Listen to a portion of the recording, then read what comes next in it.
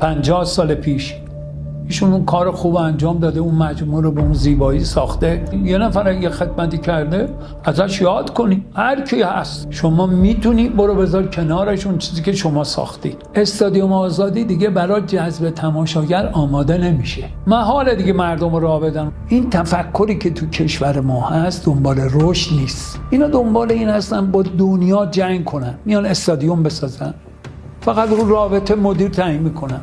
آقای فلانی حجت الاسلام آیت الله فلان برای مدیر باشگاه زنگ میزنه، اینو میذارن استقلال، اونو میذارن پرسپولیس. هر کسی بره استقلال اولین شرط اینه که شما به گذشته استقلال کاریت نباشه. چرا؟ من لباس تنمه، سردارم سراغ من نباید بیاد.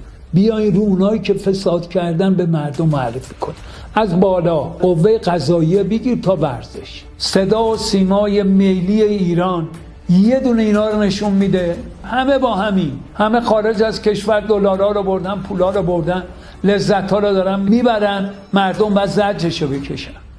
کی دیگه شما رو قبول داره؟ با صدای بلند بگم آقا بیاین فکر مردمتون باشین.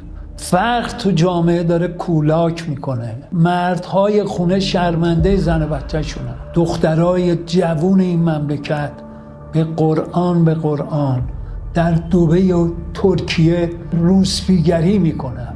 دین ما اینا توش نیست. دین خدا امروز بازیچه است. حس شما الان به عنوان یه ایرانی از این که قطر و عربستان جام جهانی برگزار میکنن چی؟ شما حس حقارت به عنوان یه وطن پرست به دست نمیده. میرسیدی دبی دنبال آب بود که آب آوردی، اینجا آب نیست. اونجا به کجا رسیده؟ ما کجاییم؟ قطر با انقلاب ما این شده. ما حالا باید حسرت اینو بخوریم که آقا ما کجاییم اونا کجا. همش هم میگن ظاهره. بابا این ظاهر تو هم درست کن. بعدم میگن حرف نزنی. 45 سال 46 سال شما حرف زدی این مملکته، شما نمیتونین بچرخونی. خب آقا بریم، من ارث بابا نتونه. تمام نابغه ها این مملکت برن، متخصصا برن، شماها بمونی. بابا با مردمت راه بیا، به مردمت برس. چمدون درست کنم پول بریزم توش ببرم خارج که چی؟ هم پول بده به مردم خودت باهات باشه. شما با دنیا سر جنگ داریم که چی؟ آخرش که چی؟ کی با ما رابطه داره؟ اگه من اینا رو بگم ضد انقلابم؟ ضد دینم؟ من بابا طرفدار مردمم. مردم گشتی تو دستگاه آب میبگیری، داری فشارشون میدی. به پیغمبر دشمن همین جاست.